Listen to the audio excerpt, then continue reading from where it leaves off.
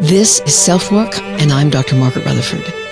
At SelfWork, we discuss psychological and emotional issues and what you can do about them, whether that's self-acceptance, taking action, or changing your attitude.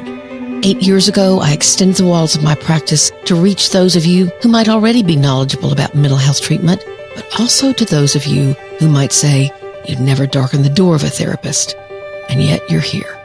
I'll answer your questions while I invite you to take a few minutes for your own self-work. Some people, and it may be you, don't know how to grieve. It's not been modeled for them. They've never seen a parent cry, for example, or that parent show any outward expression of sadness. Neither my dad or my mom cried much, but I did see tears in my dad's eyes when his beloved sister, Margaret, died. I was glad to see it, although it was a little disconcerting since I hadn't seen it before. Welcome to this week's edition of SelfWork. Norman Lear is someone whose work, talent, and creativity I've admired for a long time. I was in high school and college when his first TV shows claimed the screen: All in the Family, The Jeffersons, Maude, Sanford and Son. Finally, they were depictions of real, or at least more real, families and storylines that reflected the dominant cultural conflicts over values and morals and choices, challenging racism and sexism, to name only a few. Norman Lear died a few weeks ago, and I watched a report on him, actually an interview, and how he talked about the fear of mortality. I jotted down what he said because his words were like a thunderbolt exploding right over my head as he verbalized feelings that I'd never been able to do. He was talking to his adult kids, and he said, "It's not the going I struggle with," and then went on to say a few sentences about his beliefs about death. Then he continued, "It's the leaving that I don't know how to deal with. It's not going, it's the leaving." So today on SelfWork, we're going to focus on endings and grieving. What's important to feel, what's valuable to remember, what's important to give up. Our SpeakPipe voicemail today is from a daughter who's looking for answers for her mom after her mother has moved in with her own mother, the listener's grandmother. She feels a heavy energy, this listener says, and asks how I can help. Speaking of help, let's hear from BetterHelp. It's a new year. Maybe it's time to get a fresh perspective on old problems so you can move forward, or on some new ones. We're ending 2023 and coming into 2024, and last year was a hard year for many. 2023 held cultural uproar and violence and worldwide anxiety. So in welcoming 2024, more people than ever are recognizing that their own sense of personal direction is being affected by what's going on in the world, and not in a good way. Talking about that can help you see how to cope with those anxieties while also keeping your emotional stability in check. It helps to vent and to hear yourself make connections with your strengths while admitting your struggles and getting an objective perspective. After you make the first contact, BetterHelp's standard is to offer names of therapists to you in less than 2 days, and you can talk to them in a first session to see if it's a good fit by video, text, or chat. But if it's not a good fit, rather than going through an awkward call or email, you simply let BetterHelp know, and they'll ask what it was you didn't like and find someone else for you. I'm a therapist because I got good therapy. I know how much of a difference it can make. And here's BetterHelp's offer for SelfWork listeners. 10% off your first month of sessions if you use this link, betterhelp.com/selfwork. There's never a better time than now, today, to reach out and get help. betterhelp.com/selfwork.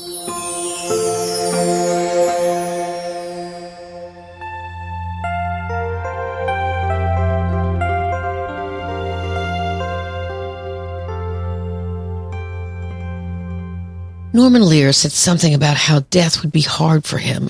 It wasn't fear of mortality. It wasn't some spiritual dilemma.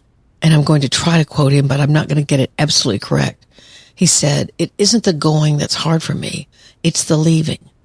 No longer being a part of his loved ones' lives. And them not being a part of his, at least life as we know it here on the earth, with this life as we know it to be." He's saying it's the leaving.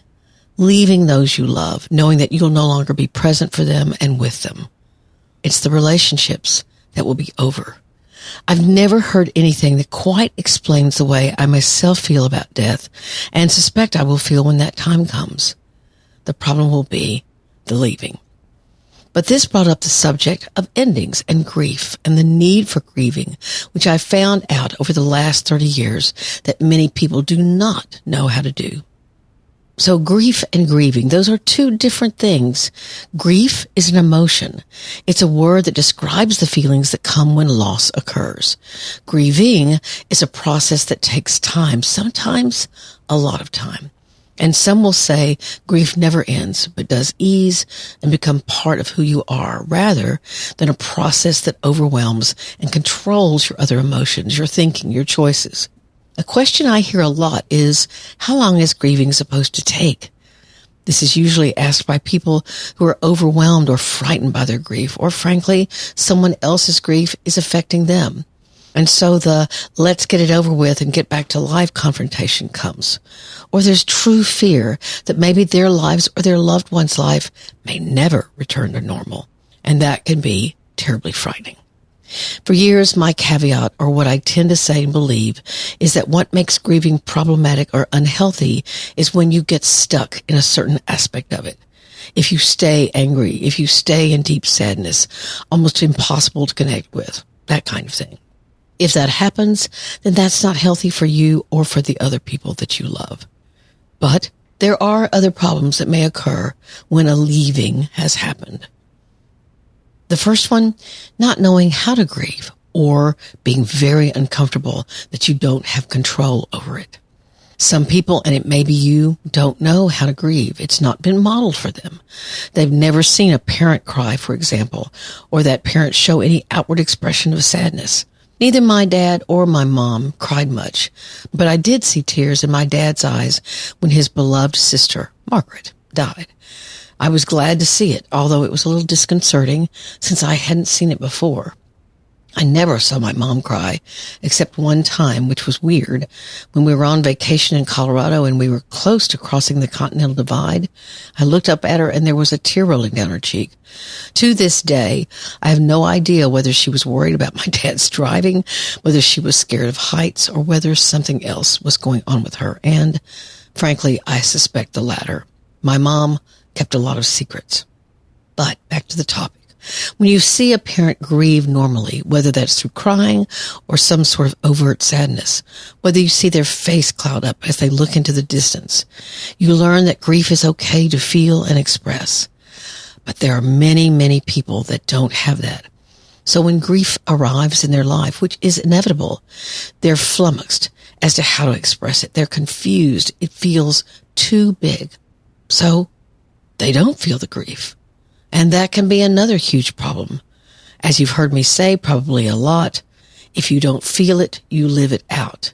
If you don't feel the sadness, if you don't feel the fear, if you don't feel the anger, your choices and your actions will be affected by those feelings in ways that you can't see.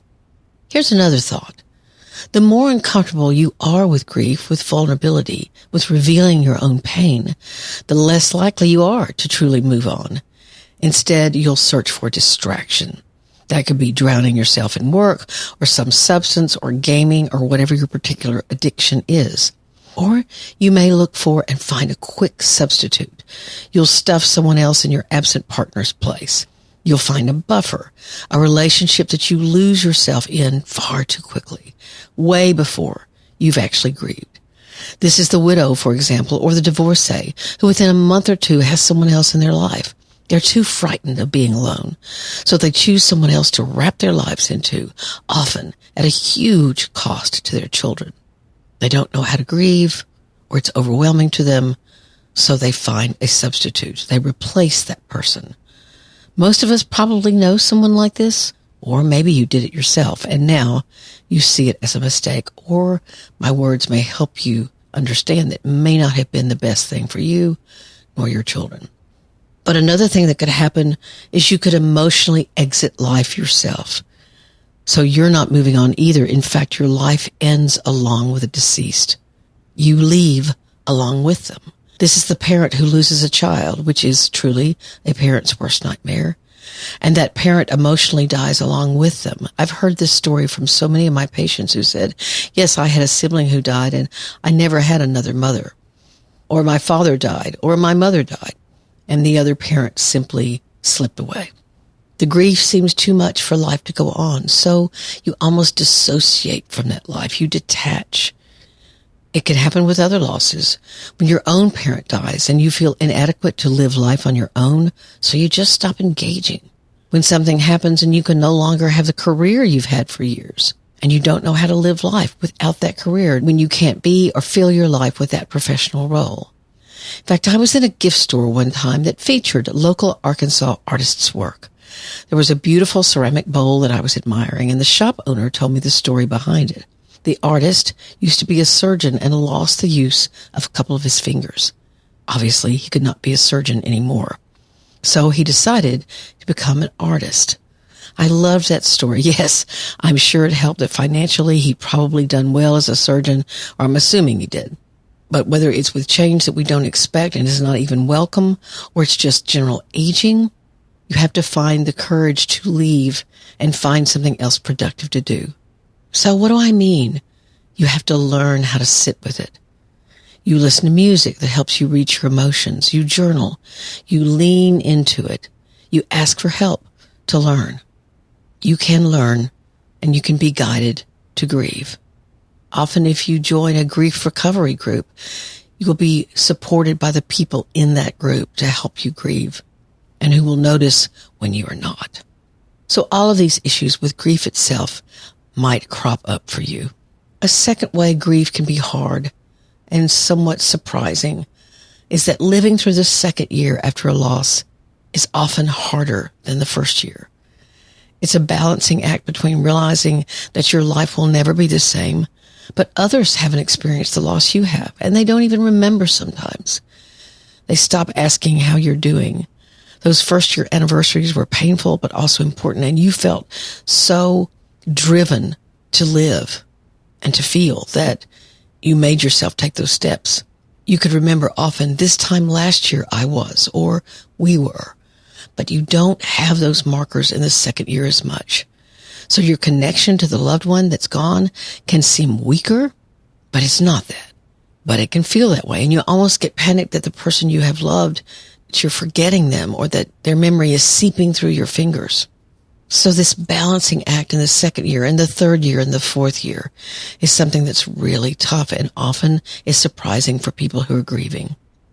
Now, it also may be that a death causes you to be frightened of loss and further grief. It would be too much. A woman came to me who'd lost her husband, for example, in a sudden car crash. They'd had several children together, and their shock and grief was immense. She looked at me after she'd been in therapy for a while and said, quite honestly, I quote, "I'll never let another person become so important to me. It hurts too much." So you don't want to connect, so you don't have to grieve. And what did she do? She lost herself in caring for her children. She also had to set boundaries with her very scared and overly helpful parents and parents-in-law, but also did a good job of working through her own grief. She came back a couple of years later. She sort of shyly said, "I've met someone. I can't believe he's so wonderful, but I said I'd never let anyone else back in. But I want to. How do I get over the fear?" And so we did work around her fear, which given her circumstances was very, very normal. Not only fear for herself, but fear for her children. What if they opened their hearts to him and for some reason he left?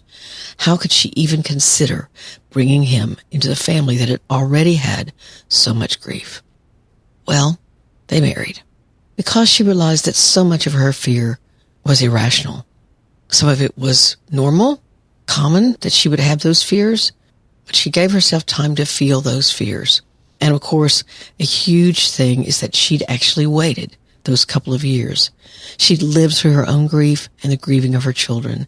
She'd established herself in a career, and she fell in love again. The third and last complication is when your grief is plagued by what's called rumination. If you ask yourself constantly, well, what if, or what could have happened if? I found an interesting article that called this thinking counterfactual. I'd never heard that word, but I guess it means not dealing or aligning yourself with the facts. Instead, you live in a kind of perpetual grief, like, what if this had happened? What if that hadn't happened? She or he or they might not have died. There was a really good article in NPR, and I'm going to quote them.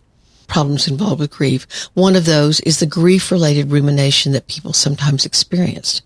The better term for that people will recognize is the would've, should've, could've thoughts. And they just roll through your head over and over again. The problem with these thoughts, we sometimes call counterfactuals, is that they all end in this virtual scenario where the person doesn't die. Let me say that again. The problem with these ruminative thoughts, counterfactual thoughts, is that they all end in this virtual scenario where the person doesn't die. And that's just not reality.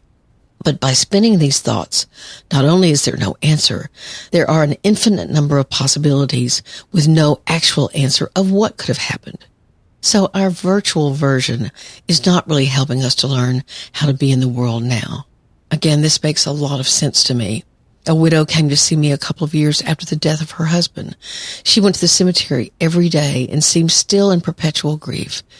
Nothing has changed since he died, she said.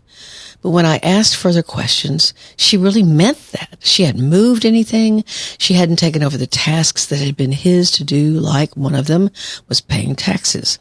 She was living life as if he was still going to come home and they'd get back to their lives. She spent hours thinking about how he died. She'd gone to work and come home every day, but she was living as if he wasn't dead. And she gradually became more and more depressed. She asked herself questions like, what if he hadn't taken that road home?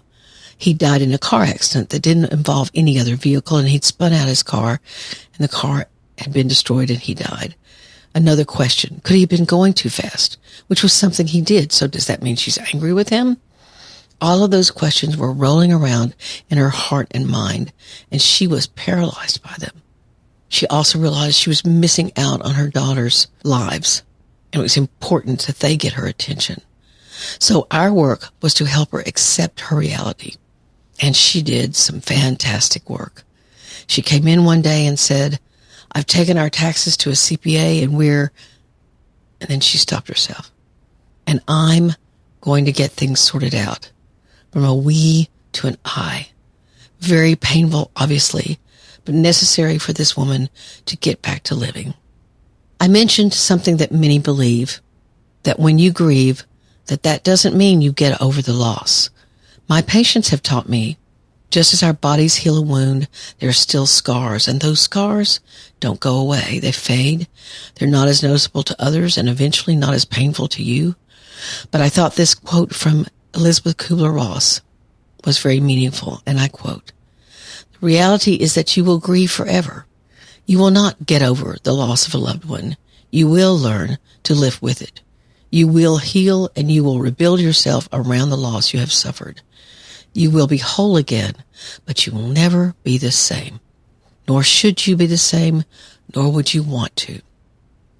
This quote seems to suggest that, again, it's the leaving that makes a mark, a hole, an empty space that you learn to live with. It's that loved one existed, and now their absence leaves sorrow that's never departed, never gone, but can be healed. So as we begin another year, and if you've lost a loved one, I hope you can allow yourself to grieve and not try to pretend that this grief doesn't exist. It does. And hopefully you are healing and will continue to heal. The more you loved, the harsher and more difficult the pain will be. Because it's the leaving that's hard. Speak Pipe message from drmargaretrutherford.com.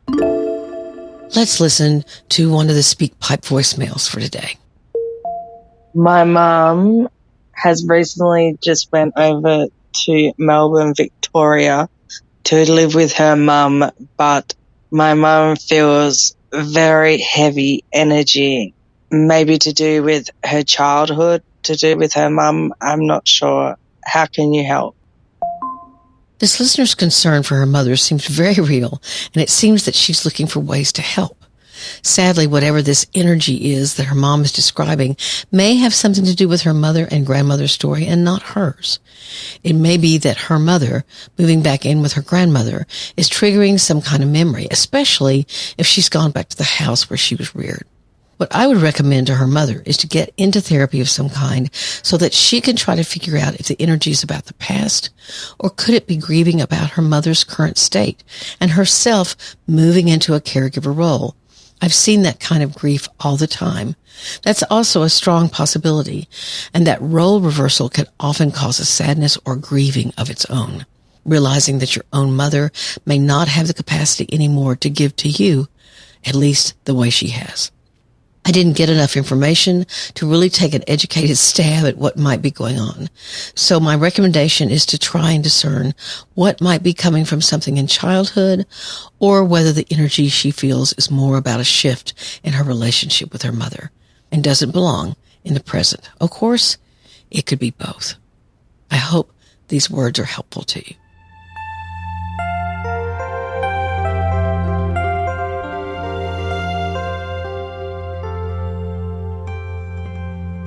Thank you so much for being here at SelfWork in 2024. I'm delighted that we have some new listeners. And of course, I want the old listeners, the tried and true listeners, to hang in there and keep listening. Thank you all so much for that.